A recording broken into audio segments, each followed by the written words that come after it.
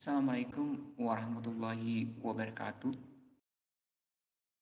Pada perkuliahan kali ini saya akan menyampaikan tentang konsep-konsep dasar dari metabolomi, di mana pada perkuliahan-perkuliahan sebelumnya tentunya sudah membicarakan tentang genomik, kemudian transkriptomik dan proteinomik.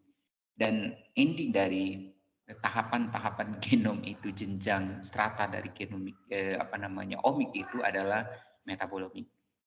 Jadi, pada perkuliahan metabolemik ini, saya akan membahas, 3 bagian besar. Jadi kita akan membicarakan 3 porsi besar dalam 3 kali pertemuan, di mana pada pertemuan pertama kita akan mengkaji tentang konsep dasar metabolemik, tentunya pada pertemuan kali ini.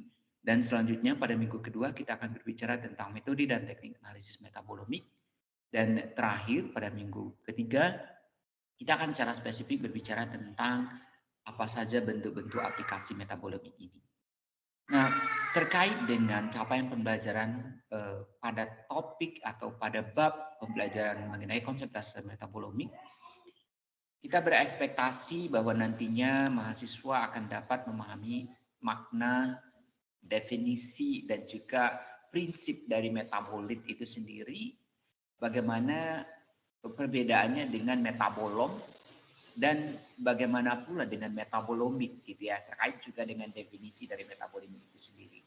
Lalu mahasiswa juga diharapkan nanti setelah mengikuti perkuliahan ini dapat memahami dengan baik tentang dari mana saja sumber-sumber metabolom dari suatu organisme gitu ya. Dan sekaligus nanti dapat memahami bagaimana interkoneksi atau keterkaitan saling mempengaruhi antara genomik, kemudian transkriptomik, proteomik, dan metabolemik ini. Dan bagaimana misalnya ada dinamika-dinamika yang terjadi pada level metabolom itu dapat memberikan pengaruh pada omik-omik pada level di atasnya. Misalnya apakah perubahan komposisi metabolom itu dapat berpengaruh kepada aspek proteonik dan transkriptomik. Dan kemudian capaian pembelajaran selanjutnya yang diharapkan dari konsep dasar metabolemik ini adalah bahwa mahasiswa dapat memahami karakteristik dari metabolom dan bagaimana metabolom itu mengalami perubahan atau dinamika. Lalu apa kira-kira yang bisa menimbulkan atau memicu terjadinya perubahan-perubahan tersebut. Nah, terkait dengan itu, maka pada bagian konsep dasar metabolemik nantinya kita akan berbicara tentang definisi dari ini dulu gitu ya. Metabolisme, kemudian metabolit dan metabolom. Apa pula bedanya dengan metabolemik? Gitu ya. Jadi ada isme di sana, ada id, ada om dan ada omik di sana. Gitu ya.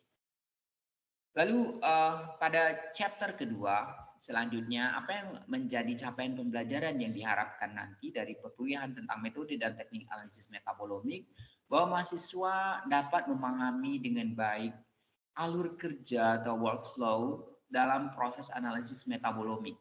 Jadi apa saja step-step, tahapan-tahapan yang harus dilakukan, yang harus dilalui ketika seseorang akan melakukan kajian tentang metabolemik ini.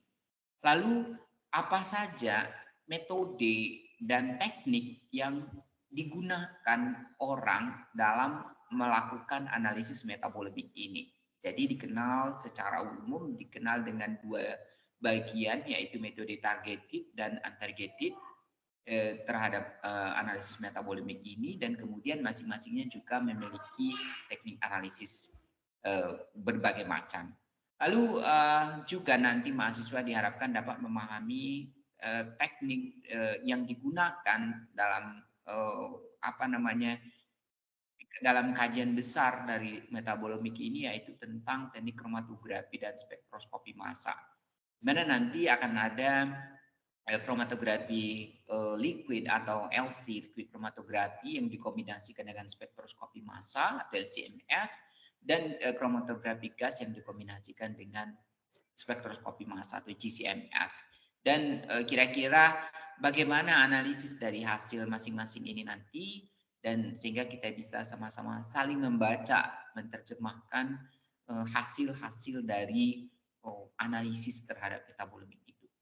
Lalu pada bagian terakhir nanti tentang aplikasi metabolisme, bahwa nanti diharapkan mahasiswa dapat memahami dan memberikan contoh gitu ya, contoh nyata kira-kira bagaimana aplikasi metabolisme ini dalam berbagai bidang, dan juga bagaimana sih prinsipnya sehingga misalnya metabolisme itu bisa diaplikasikan dalam bidang konservasi biodiversitas, kemudian dalam bidang pertanian, perikanan, peternakan gitu ya, dan juga dalam bidang kesehatan yang sangat banyak sekali aplikasinya, seperti dalam diagnosis perkembangan obat, kemudian memahami drug resistance, drug development, kemudian juga analisis forensik gitu ya. Jadi metabolisme ini banyak sekali aplikasinya, termasuk juga dalam metabolisme dan juga dalam hal memproduksi atau mengembangkan bioenergi. Nah, ini merupakan bagian-bagian utama dari capaian pembelajaran yang kita harapkan nanti. Nah, pada selanjutnya kita akan kembali. Jadi mendefinisikan, memahami satu persatu kira-kira apa sih perbedaan dari keempat terminologi ini yang pada akhirnya nanti akan membawa kita memahami apa sih metabolisme itu sendiri gitu ya. Jadi topik utama sentral dari perkuliahan kita. Berbicara tentang metabolisme, kita tidak terlepas dari cerita tentang reaksi kimiawi yang terjadi di dalam sistem biologi gitu ya. Jadi itu metabolisme. Nah, jadi metabolisme ini merupakan rentetan dari berbagai macam reaksi-reaksi kimiawi yang tentunya dikatalis oleh enzim-enzim yang merupakan bagian dari sistem itu sendiri. Jadi kalau enzim itu merupakan, kalau reaksi itu terjadi di dalam sel ya tentunya enzim-enzimnya merupakan bagian dari sel itu sendiri gitu, atau enzim yang ditranslokasi dari lokasi lain gitu ya. Nah, reaksi-reaksi yang dikatalis oleh enzim ini dalam rangka mengkonversi molekul-molekul yang kita kenal dengan substrat ya menjadi produk reaksi atau produk dari reaksi enzimatis misalnya. Dan kemudian produk dari perubahan substrat menjadi produk ini, produk yang baru dihasilkan ini juga nantinya berpeluang untuk kemudian mengalami proses reaksi berikutnya. Jadi dia menjadi produk, lalu kemudian oleh reaksi berikutnya dia berperan sebagai substrat dan seterusnya, sehingga nanti bisa dihasilkan berbagai macam produk gitu ya. Nah, bagian dari produk inilah nanti yang kita kenal dengan metabolit gitu ya. Reaksi-reaksi yang terjadi dalam metabolisme itu kita contohkan misalnya di sini ada reaksi anabolisme, yaitu perubahan atau konversi dari molekul-molekul yang berukuran kecil, misalnya dari asam amino, kemudian nukleotida, itu kemudian dikonversi oleh reaksi enzimatis menjadi molekul yang lebih besar. Misalnya menjadi bagian struktur dari membran atau menjadi organel gitu ya, atau kemudian dia menjadi molekul-molekul makromolekul yang fungsional. Lalu kemudian ada reaksi yang kita kenal dengan katabolisme, yaitu secara simpelnya adalah proses konversi dari molekul-molekul kompleks yang berukuran lebih besar tentunya menjadi molekul-molekul yang berukuran lebih kecil. Ini sebaliknya, misalnya kalau ada karbohidrat, kemudian oleh enzim amilase, misalnya dia akan dikatalis, dikonversi lah dia menjadi disakarida, lalu kemudian nanti oleh alfa amilase misalnya disakarida ini akan dikonvert menjadi molekul-molekul yang lebih simpel gitu ya. Nah ini ketika kita berbicara tentang metabolisme. Lalu next, baru cerita kita tentang metabolit. Jadi tadi dari metabolisme itu reaksi-reaksi gitu ya, yang kemudian salah satu produk dari reaksi itu adalah metabolit ini. Nah, berbicara tentang metabolit, kita tidak bisa mendefinisikan bahwa metabolit merupakan bagian total gitu ya dari reaksi suatu enzimatis. Metabolit ini apa gitu ya. Jadi secara terminologi metabolit merupakan molekul yang berukuran kecil. Jadi ingat kategorinya harus kita jelaskan gitu ya. Molekul berukuran kecil. Lalu apa kriteria kecilnya adalah berdasarkan berat molekulnya. Jadi berat molekulnya itu harus lebih kecil atau sama dengan 1.500 dalton. Jadi kalau ada molekul-molekul misalnya yang berukuran lebih besar, walaupun dia merupakan reaksi enzimatis, dia tidak dimasukkan dalam kategori metabolit ini. Dan Kemudian apa kriteria lain bahwa dia harus merupakan senyawa organik. Jadi unsurnya adalah unsur organik di sana. Kalau misalnya dia terdiri dari unsur logam, walaupun bergulan kecil atau berberat molekul yang lebih dari atau kurang dari 1.500 Dalton, maka itu tidak masuk dalam kategori metabolit. Dan yang penting adalah bahwa metabolit ini merupakan molekul kecil yang terlibat dalam proses biologi dan dia menjadi bagian dari sistem biologi itu sendiri gitu ya. Baik dia sebagai substrat maupun sebagai produk tentunya dari suatu reaksi metabolisme tadi. Selanjutnya, ketika kita sudah memahami metabolisme, lalu metabolit sebagai molekul spesifik, kalau ditanya zatnya yaitu metabolit, lalu apa itu metabolom? Jadi kalau kita berbicara misalnya tentang genom, proteom, kemudian transkriptom, kita sudah tahu yang om itu adalah sebenarnya totalitas gitu ya, totalitas atau keseluruhan dari unit-unit yang kita bicarakan itu. Nah kalau dari sini kita berbicara tentang metabolom ya tentu totalitas satu kesatuan lengkap, the complete set dari seluruh metabolit di dalam suatu sistem biologi. Jadi ketika kita berbicara tentang metabolit, mungkin kita akan merujuk kepada satu atau dua atau beberapa jenis saja dari suatu metabolit yang molekul kecil kurang dari 1.500 Dalton tadi. Tapi ketika kita berbicara tentang metabolom, maka metabolom ini merupakan keseluruhan totalnya gitu. Jadi dari saya misalnya metabolisme saya ya terdiri dari seluruh metabolit yang berada di dalam sistem biologis saya gitu ya. Di dalam sel, di dalam jaringan atau sampai biologis suatu individu. Jadi sistem biologis itu bisa kita definisikan sebagai sel, sebagai cairan ekstraseluler, juga cairan tubuh dan juga jaringan itu sendiri, organ, sistem organ dan individu itu sendiri secara utuh gitu ya, itu sistem biologis. Nah, ini harus dalam konteks waktu tertentu gitu ya. Ini nanti kita akan lihat bahwa mengapa harus ada batasan waktu karena yang namanya metabolom nanti dia bisa berubah-ubah seiring waktu. Gitu ya. Jadi dari siang dan malam itu bisa berubah gitu ya. Dari sebelum makan dan sesudah makan itu bisa berubah. Nah, jadi ketika kita sudah tahu metabolisme, kita sudah tahu metabolit, kemudian metabolom merupakan totalitas dari metabolit yang terdapat pada suatu sistem biologi. Lalu apa itu metabolomik? Jadi metabolom itu adalah satu kesatuan totalitas metabolit yang ada dalam suatu biologi, dalam suatu sistem biologi, sedangkan metabolomik ini merupakan kajiannya gitu ya.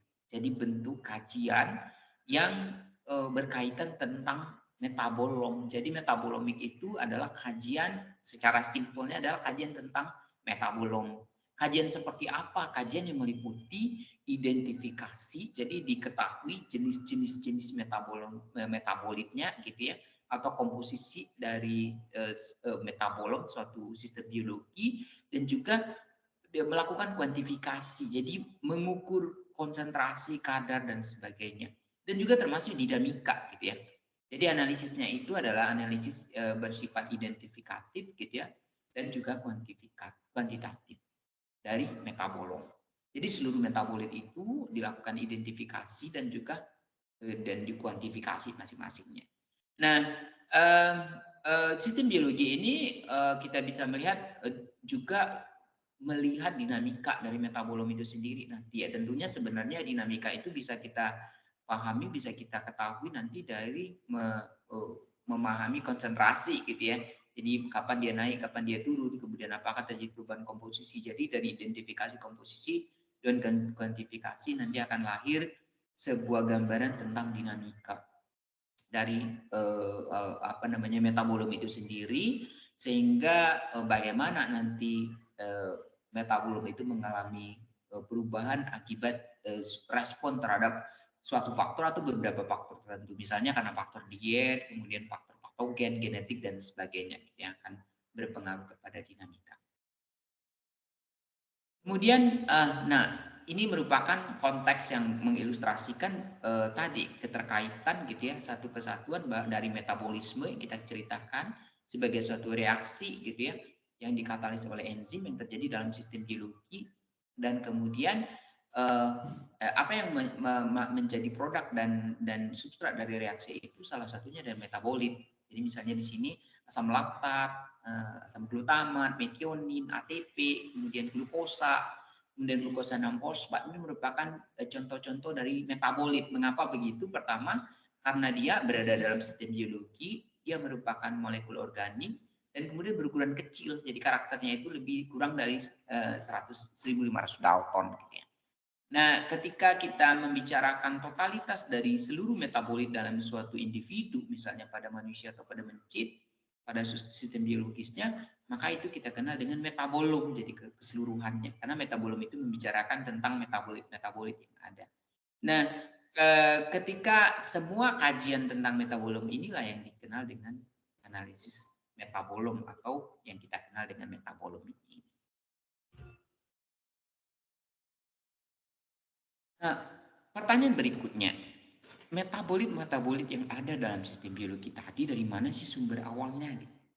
Jadi sumber awal dari asal muasal dari metabolit yang ada di dalam sistem tubuh organisme itu sebagian besarnya gitu secara mendominasi dia berasal dari proses fiksasi karbon dioksida yang kita kenal melalui reaksi fotosintesis dan juga fiksasi nitrogen yang tentunya dilakukan oleh misalnya mikroba-mikroba fiksator nitrogen pada akar tanaman. Misalnya pada kelompok kacang misalnya soybean atau kedelai kita bisa menemukan kelompok-kelompok mikroba yang bersifat fiksator terhadap nitrogen. Nah, itu asal muasal nanti nitrogen itu menjadi sistem organik gitu yang akan menjadi bagian dari sistem biologi dan juga karbon dioksida itu juga difiksasi dan kemudian bersama air nanti tentunya melakukan dalam reaksi fotosintesis yang nantinya akan lahir produk-produk yang menjadi induk dari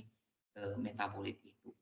Nah, ketika kita lihat di sini skema yang memperlihatkan tentang bagaimana senyawa-senyawa metabolit itu bisa dihasilkan di dalam suatu sistem biologi. Jadi ini yang merupakan pathway utama atau jalur utama dihasilkannya metabolit itu adalah terdapat pada organisme fotosintetik, tumbuhan misalnya atau alga fotosintetik gitu ya.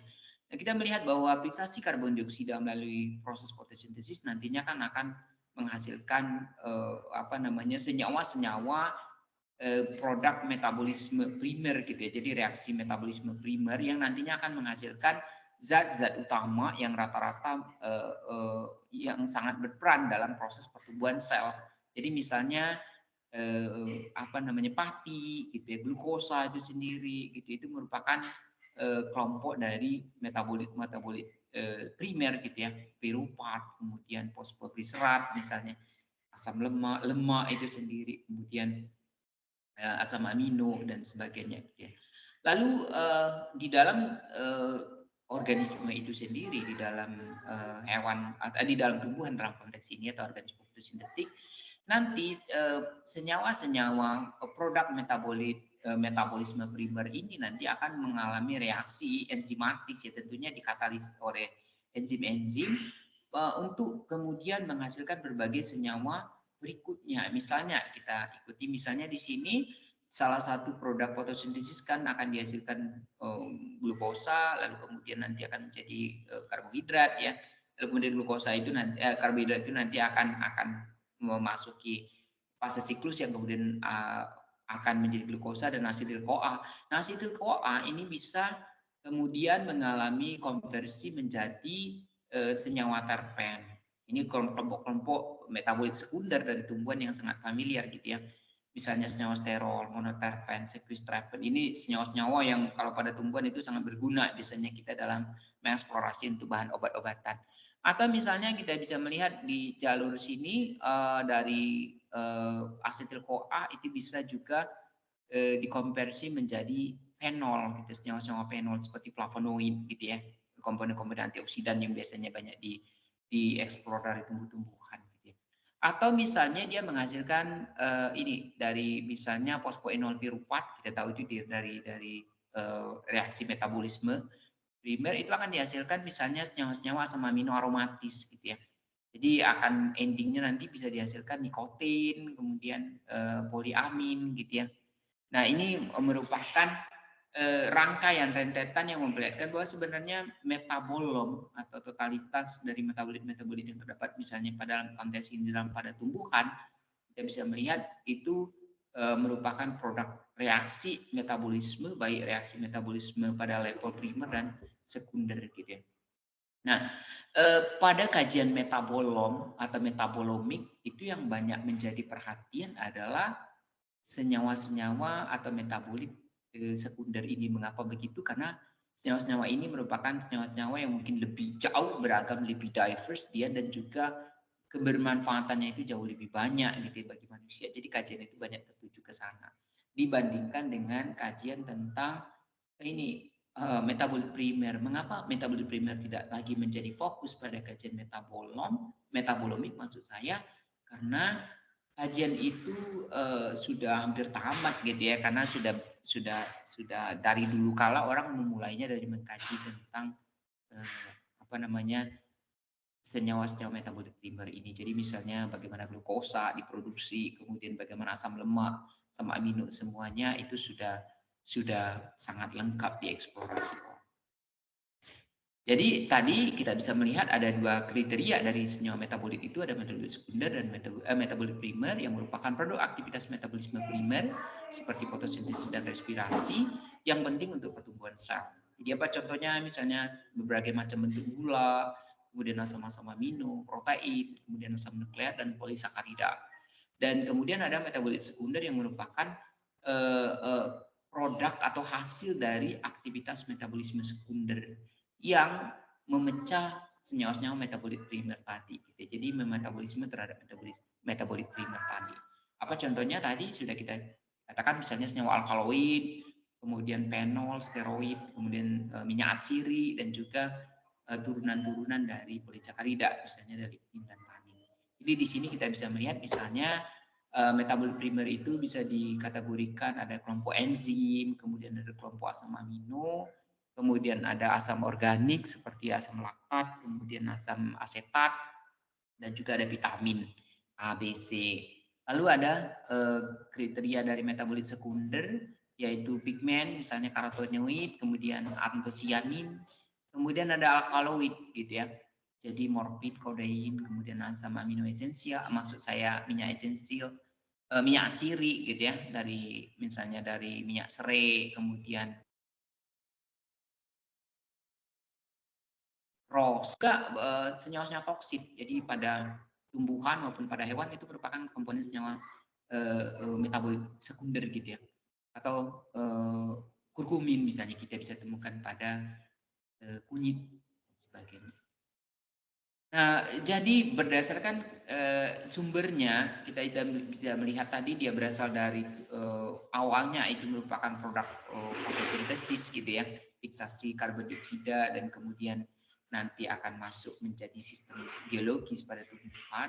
Nah, nanti kita bisa merunut metabolom dari suatu organisme itu sumbernya dari mana saja.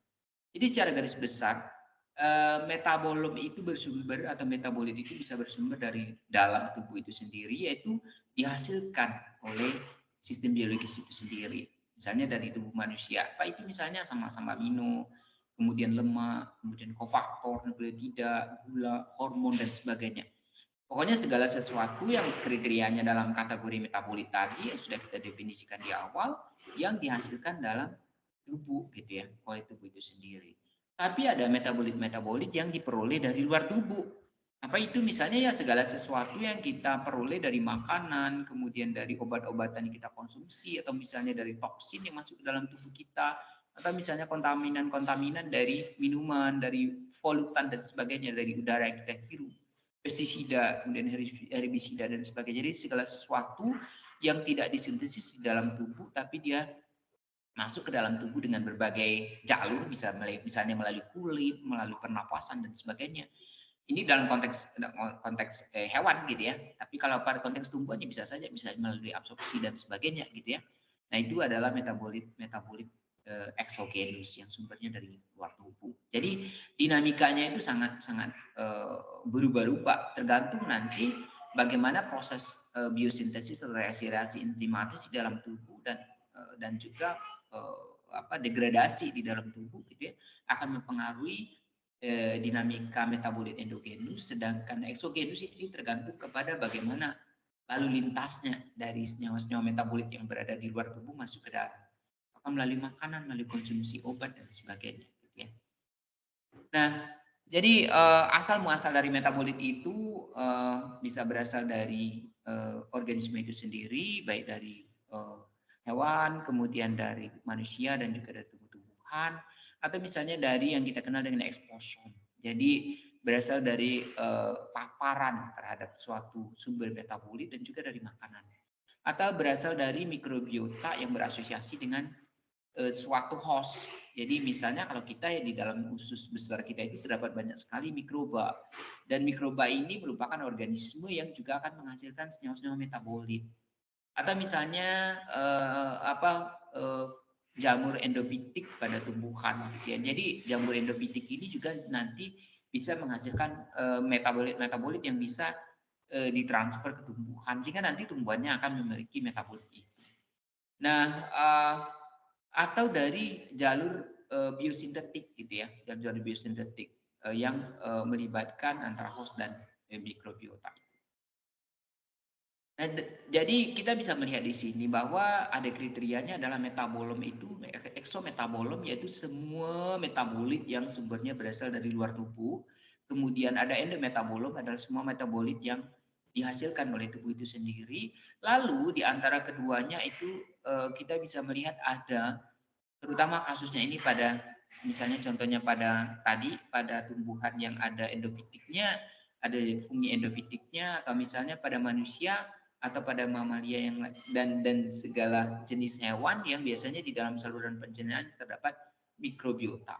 Jadi ada mikrobiota derived metabolomes atau metabolom yang sumbernya itu bukan berasal dari luar tubuh dan bukan berasal dari dihasilkan dari tubuh, tapi dia berasal dari mikrobiota yang berasosiasi dengan suatu host seperti kita ini. Nah, jadi dipertimbangkan juga karena dia menghasilkan produk metabolit. Apa contohnya? Misalnya ada mikroba yang menghasilkan asam lemak rantai pendek atau short chain fatty acid. Nah, itu akan berpengaruh karena dia akan ditransfer ke sistem sirkulasi kita misalnya.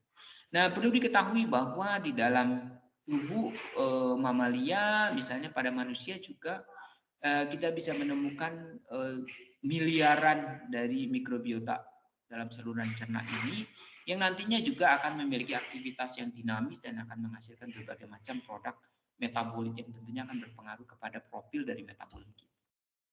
Nah, ini contoh-contoh dari sampel biologis dan metabolit yang dikandungnya. Jadi yang dikenal dengan sistem biologis tadi juga termasuk ya. Jadi keringat yang dihasilkan oleh kelenjar keringat misalnya itu memiliki jumlah metabolit yang sudah terdeteksi gitu ya, 91 macam, dan yang berhasil dikuantifikasi itu baru 86%. Jadi ada sisa-sisanya mungkin kadarnya masih terlalu kecil sehingga teknologi yang sekarang belum mampu. Lalu ada cairan otak, cerebrospinal yang cukup banyak yang sudah terdeteksi. Kemudian di saliva itu ada hampir 1.200 lebih gitu ya senyawa metabolit. Kemudian urin 2.600-an, darah lebih banyak lagi 3.600, dan yang lebih tinggi itu dalam feses 6.800-an lebih gitu ya. Yang sayangnya kalau kita lihat di feses itu yang baru terkuantifikasi 26%. Artinya banyak sekali substansi metabolik di dalam feses yang belum dapat dikuantifikasi dengan teknologi sekarang. Nah, selanjutnya kita akan berbicara tentang keterkaitan antara metabolomik, proteinomik, transkriptomik, dan genomik. Jadi kita tahu tadi dalam perkuliahan ini kita akan berbicara tentang metabolomik. Jadi apakah dia glikomik, misalnya dari kelompok karbohidrat, lipid, kemudian metabolomik ini sendiri. Nah, ini sebenarnya merupakan berkaitan erat dengan aktivitas dari di translasinya mRNA yang menjadi protein gitu ya. Karena nanti salah satu ininya produknya adalah misalnya asam amino gitu ya, misalnya akan menghasilkan bagian dari metabolit gitu ya, atau degradasi dari asam amino juga gitu ya. Lalu kemudian bagaimana metabolit ini saling berkaitan dengan yang lain? Kita tahu bahwa genomik, kemudian genom, transkriptom, proteom itu akan merefleksikan, memberikan informasi tentang apa yang mungkin akan terjadi pada suatu sel atau sistem biologi. Tetapi metabolom ini benar-benar menggambarkan keadaan terkini. Jadi dia snapshot kayak kita screenshot gitu ya. Dari keadaan terkini pada proses fisiologi yang berlangsung di dalam tubuh. Nah, jadi metabolom itu dia lebih mencerminkan kondisi real time-nya, kondisi terkininya tentang apa yang terjadi dan apa yang sudah terjadi gitu ya. Yang sedang dan sudah terjadi itu bisa dicerminkan dari metabolom ini. Sehingga secara stratifikasi posisi metabolom itu jauh lebih dekat mencerminkan fenotip gitu ya kondisinya. Ya karena mengapa? Ya apa namanya? Informasi-informasi yang diperoleh dari mengeksplorasi metabolom itu jauh akan lebih mencerminkan keadaan sebenarnya. Jadi misalnya kalau dari genom apa karakterisasi dari gen-gen semuanya itu kan baru berupa prediksi ini mungkin orang akan menderita ini dengan karakter genom seperti ini, tetapi dengan metabolom kita udah tahu ini orangnya misalnya dia diabetes, gula darahnya tinggi, asam uratnya tinggi, kemudian apa namanya ada asam-asam lemak tertentu yang mengalami perubahan misalnya, itu benar-benar memberikan cerminan tentang perubahan-perubahan fisiologi. Nah, selanjutnya ini merupakan gambaran kita bisa melihat tadi bahwa perubahan-perubahan yang terjadi pada level metabolom itu bisa berpengaruh kepada level proteomnya gitu. Jadi karakterisasi proteom bisa berpengaruh dan kemudian dari transkriptom juga terpengaruh. Mengapa? Karena metabolit itu bisa mengintervensi proses apa namanya modifikasi protein, proses translasi RNA gitu dan juga metabolit itu bisa mengintervensi proses translasi RNA itu sendiri dan juga transkripsi DNA menjadi RNA. Jadi itu sangat apa saling mempengaruhi satu unsur dengan unsur lain. Ini merupakan gambaran sama seperti tadi kita bisa melihat bahwa genomik itu mencerminkan keadaan-keadaan yang mungkin baru pada level nuklear gitu ya, kejadian-kejadian pada level genom gitu ya. Tapi nanti yang akan lebih memvisualisasikan keadaan fisiologis dari sel yaitu adalah metabolom itu sendiri. Nah, bagaimana dinamika metabolom ini bisa mengalami perubahan-perubahan? Jadi metabolom itu sangat dinamis, sangat berubah-ubah seiring perjalanan waktu. Mengapa begitu? Karena metabolit di dalam sistem biologi itu akan mengalami reaksi-reaksi yang secara kontinu gitu ya. Apa reaksi-reaksinya? Misalnya reaksi penyerapan, absorpsi, kemudian translokasi, pemindahan dari cairan ekstraseluler ke luar ke dalam sel gitu atau dari suatu organ ke organ lain, suatu jaringan ke jaringan lain. Dan kemudian ada reaksi sintesis gitu ya. Dari biosintesis misalnya dari metabolit-metabolit kecil menjadi metabolit yang berukuran lebih kompleks gitu ya. Jadi ada penggabungan atau disosiasi, pemisahan dan kemudian ada juga reaksi-reaksi yang dikatalis misalnya oleh reaksi enzim gitu ya. Dan kemudian ada proses degradasi dan ada modifikasi penambahan-penambahan gugus aktif atau pelepasan gugus aktif dan juga ada transportasi. Sehingga ini akan menyebabkan terjadinya perubahan-perubahan dari level metabolisme itu sendiri di dalam tubuh. Nah, kita bisa melihat misalnya di sini bahwa metabolomik itu merupakan salah satu level yang responnya itu jauh lebih mengalami perubahan secara dinamis gitu ya dibandingkan level yang lainnya. Genomik, proteomik, genomik itu akan konstan misalnya sesaat setelah kita makan. Kan nggak ada makan yang kemudian seketika akan berubah karakteristik gen gitu ya.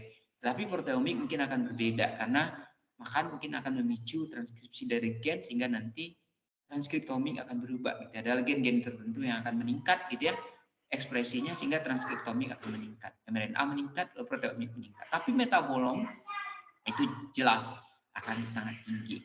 Jadi ini misalnya dicontohkan bahwa pada kondisi puasa jadi berbagai macam metabolit di dalam tubuh bisa mengalami perubahan. Glukosa, kemudian ada beta hidroksibutirat mengalami peningkatan, kemudian ada protein, penggunaan protein urea, kemudian dan berbagai macamnya. Ini mencerminkan bahwa metabolisme itu mengalami perubahan secara dinamis. Termasuk pada tumbuhan selalu mengalami dinamika perubahan metabolitnya karena faktor abiotik misalnya karena stres, panas, kemudian dingin, kadar air, kadar garam, dan sebagainya, sehingga nanti metabolom di dalamnya akan berubah-ubah.